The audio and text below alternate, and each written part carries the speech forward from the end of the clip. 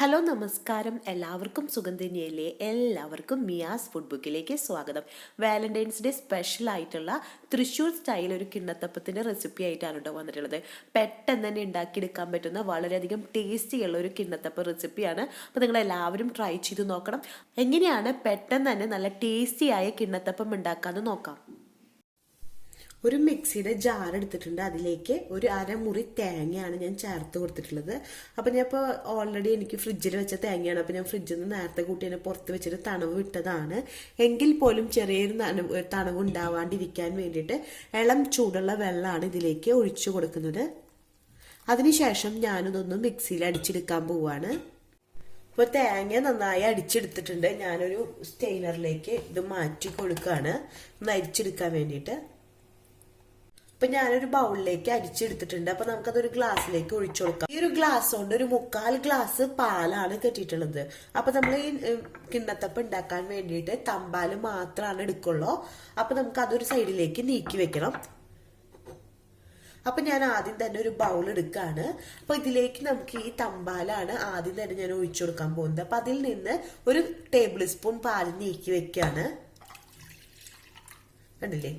ഒരു table spoon പാൽ തന്നെയാണ് വേണ്ടത്. ബാക്കിയുള്ളത് ഫുള്ളായിട്ട് ഇതിൽ ഒഴിച്ചിട്ടുണ്ട്. അപ്പൊ ഇത് എന്തിനാ നീക്കി വെച്ചിട്ടുള്ളതെന്ന് വെച്ചിട്ടുണ്ടെങ്കിൽ നമ്മുടെ അരിപ്പൊടി ചില സമയത്ത് നിന്നുണ്ടെങ്കിൽ നല്ല വറവുള്ള പൊടിയാവും. അപ്പൊ നമ്മുടെ ചിലപ്പോൾ ഈ വെള്ളത്തിൽ നമ്മൾ കലക്കി വെച്ച് കഴിഞ്ഞിട്ടുണ്ടെങ്കിൽ പോലും ചിലപ്പോൾ കുറച്ച് കഴിഞ്ഞാൽ കട്ടിയാവും. ആ സമയത്ത് നമുക്ക് കുറച്ചും കൂടി പാൽ ഒഴിച്ചിട്ട് ലൂസാക്കി എടുക്കാൻ വേണ്ടിയിട്ടാണ് ഞാൻ കുറച്ച് പാലോട് നീക്കി വെച്ചിട്ടുള്ളത്.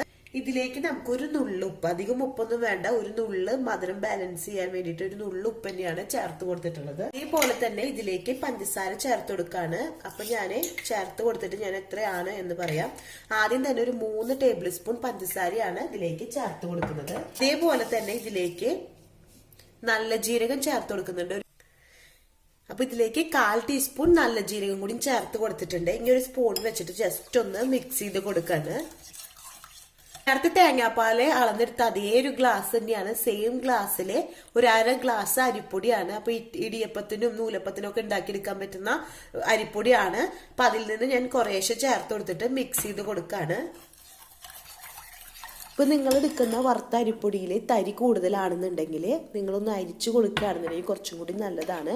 അപ്പോൾ ഓൾറെഡി നമ്മളിത് മിക്സ് ചെയ്ത് കൊടുത്തതിന് ശേഷം ഒരു 1/2 മണിക്കൂർ മിനിമം റെസ്റ്റ് ചെയ്യാൻ വേണ്ടി വെക്കണം. അപ്പോൾ കൂടുതൽ വെച്ച് കഴിഞ്ഞിട്ടുണ്ടെങ്കിൽ അത്രയും നല്ലതാണ്. ഈ 1/2 കപ്പ് ഫുള്ളായിട്ട് തന്നെ അരിപ്പൊടി ഇതിലേക്ക് ചേർത്ത് കൊടുക്കാണ്. അതിനുശേഷം ഞാൻ ഈ സ്പൂൺ വെച്ചിട്ട് ഈ കട്ടകളൊക്കെ ഒന്ന് ഉടച്ചു കൊടുക്കട്ടെ. അപ്പൊ നന്നായിട്ട് തന്നെ മിക്സ് ചെയ്ത് കൊടുത്തിട്ടുണ്ട്. നമ്മുടെ കട്ടകളൊക്കെ മാറിയിട്ടുണ്ട്. ഇനി ഞാനിതൊന്ന് ഒരു 1/2 മണിക്കൂറെങ്കിലും മിനിമം ഒന്ന് റെസ്റ്റ് ചെയ്യണം. അപ്പൊ ഞാനിതൊന്ന് മൂടി വെച്ച് കൊടുക്കാണ്.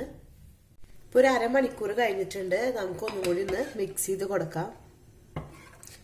കട്ടിയൊന്നും വന്നിട്ടില്ല. എൻ്റെ കയ്യിൽ അത്ര അങ്ങോട്ട് വറവ് കൂടുതലല്ല, കറക്റ്റ് ആയിട്ട് തന്നെയാണ് ഇരിക്കുന്നത്. ഇതുപോലെ കട്ടി കൂടി വരികയാണെങ്കിൽ മാത്രമാണ് ഈ പാല് നിങ്ങൾ ചേർത്ത് കൊടുക്കേണ്ട ആവശ്യമുള്ളൂ. അപ്പൊ ഞാനൊരു സാധാ ഒരു സ്റ്റീലിന്റെ ഒരു പ്ലേറ്റ് ആണ് എടുത്തിട്ടുള്ളത്. നമ്മൾ ആവിയിലെ വേവിച്ചെടുക്കാൻ പറ്റുന്ന ഒരു പ്ലേറ്റ് ആണ്. അപ്പൊ ഞാൻ സ്റ്റീൽ ചെയ്തെടുക്കാൻ വേണ്ടിയിട്ട് എടുക്കുന്ന പ്ലേറ്റ് ആണ്. അപ്പൊ അതിലേക്ക് ഞാൻ മാവ് ഒഴിച്ചു കൊടുക്കാണ്. ഒഴിച്ചു കൊടുത്തിട്ടുണ്ട്. അപ്പൊ ഞാനത് നന്നായി കനത്തിലൊന്നും ഉണ്ടാക്കുന്നില്ല. അത് കനം കുറച്ചിട്ടാണ് ഞാൻ ഉണ്ടാക്കുന്നത്. കനം കൂട്ടി ഉണ്ടാക്കുകയാണെങ്കിൽ ടേസ്റ്റ് കുറവാണ്. അപ്പൊ മാക്സിമം കനം കുറയ്ക്കുമ്പോൾ നമുക്ക് അത്രയും ടേസ്റ്റ് ആണ് കിട്ടാറ്. അപ്പൊ അത് കാരണം തന്നെ ഞാൻ ഈ ഒരു പാത്രത്തിൽ കണ്ടില്ലേ, ഒരു 1/4 ഭാഗമാണ് ഞാൻ ആകെ ഒഴിച്ചു കൊടുത്തിട്ടുള്ളൂ. ഇപ്പൊ ഞാനൊരു 1/4 ഭാഗം വെള്ളം ഒരു സ്റ്റീം ചെയ്യണ സ്റ്റീമിന്റെ താഴത്തെ തട്ടിലേക്ക് വെച്ചിട്ടുണ്ട്. അതൊന്ന് തിളച്ചു തുടങ്ങാറായപ്പോ അതിലേക്ക് അതിന്റെ മുകളിലേക്ക് ഈ തട്ട് വെച്ചു കൊടുക്കാണ്. ഇതിൽ പ്ലേറ്റ് വെച്ചു കൊടുത്തിട്ടുണ്ട്. ഇനി ഒന്ന് മൂടി വെച്ചു കൊടുക്കാണ്. ഒരു മീഡിയം ഫ്ലെയിമിൽ കിടന്നിട്ട് ഇതൊന്ന് കുക്കായി വരണം. അപ്പൊ ഒരു 5 to 6 മിനിറ്റ് ആകുമ്പോഴേക്കും നമ്മുടെ ഇത് റെഡി ആയി വരും. ഇപ്പൊ ഒരു 5 മിനിറ്റ് കഴിഞ്ഞിട്ടുണ്ട്. ഇപ്പൊ മൂടി തുറന്ന് നോക്കുമ്പോൾ നമ്മുടെ ഇതൊക്കെ റെഡി ആയി വന്നിട്ടുണ്ട്. ഈ ഒരു ടൈമില് നമുക്ക് സ്റ്റൗ ഓഫ് ചെയ്ത് കൊടുക്കാം. അതിനുശേഷം ഈ പ്ലേറ്റ് എടുക്കാം നമുക്ക് ഇതിൽ നിന്ന്. ഇവിടെ ഒരു പ്ലേറ്റില് ഞാൻ കുറച്ച് വെള്ളം എടുത്ത് വെച്ചിട്ടുണ്ട്. സാധാ റൂം ടെമ്പറേച്ചറിലുള്ള വെള്ളമാണ്. അതിലേക്ക് നമ്മുടെ ഈ കിണ്ണത്തപ്പത്തിന്റെ പ്ലേറ്റ് വെച്ചു കൊടുക്കാണ്. അപ്പൊ ഇതുപോലെ വെച്ചുകൊടുക്കുന്നതെന്ന് വെച്ചിട്ടുണ്ടെങ്കിൽ പെട്ടെന്ന് തന്നെ ചൂടാറി കിട്ടാൻ വേണ്ടിയിട്ടാണ് കിണ്ണത്തപ്പം. അല്ലാന്നുണ്ടെങ്കിൽ നിങ്ങൾക്ക് സാധാ കൗണ്ടർ ടോപ്പിൽ വെച്ചിട്ടുണ്ടെങ്കിലും ചൂടാറി വരും. കുറച്ച് ടൈം കൂടുതൽ എടുക്കുന്നുള്ളൂ. ഇതിപ്പോ ഒരു 5 മിനിറ്റ് ആകുമ്പോഴേക്കും നമുക്ക് നന്നായിട്ട് തന്നെ ചൂടാറി കിട്ടും. ഒരു 5 മിനിറ്റ് കഴിഞ്ഞിട്ടുണ്ട്. ഇപ്പം തൊട്ട് നോക്കുമ്പോൾ ചൂടൊക്കെ മാറിയിട്ടുണ്ട്. അതിനുശേഷം നമുക്ക് ഈ അടിയിലത്തെ പ്ലേറ്റ് മാറ്റിയെടുക്കാം. അതിനുശേഷം നമുക്ക് കത്തി യൂസ് ചെയ്യാൻ കട്ട് ചെയ്തെടുക്കാം.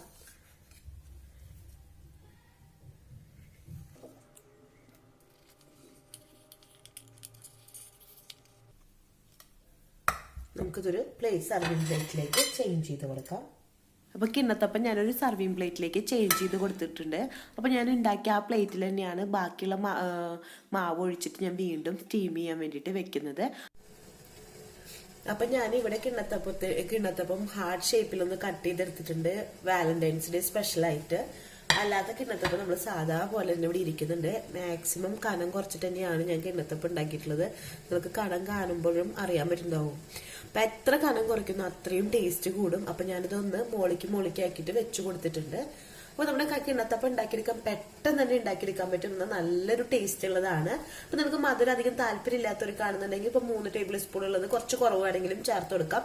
എനിക്കാണെങ്കിൽ ഈ ഒരു മധുരത്തിലാണ് ഞങ്ങൾ ഉണ്ടാക്കിയെടുക്കാറ്. അപ്പോൾ അതാണ് ഒരു 3 ടേബിൾ സ്പൂൺ പഞ്ചസാരയുടെ അളവ് പറഞ്ഞത്. അപ്പം എല്ലാവരും ട്രൈ ചെയ്ത് നോക്കണം. ജലദോഷം കാരണം ചെറുതായിട്ടൊന്ന് സൗണ്ട് അടഞ്ഞിട്ടുണ്ട്. അപ്പോൾ അത് കാരണം നിങ്ങൾക്ക് ബുദ്ധിമുട്ടുണ്ടായിട്ടുണ്ടെങ്കിൽ ക്ഷമിക്കണം. അപ്പോൾ അടുത്ത ദിവസം പുതിയ വെറൈറ്റി റെസിപ്പി ആയിട്ട് വീണ്ടും വരാം. Thanks for watching. ബൈ.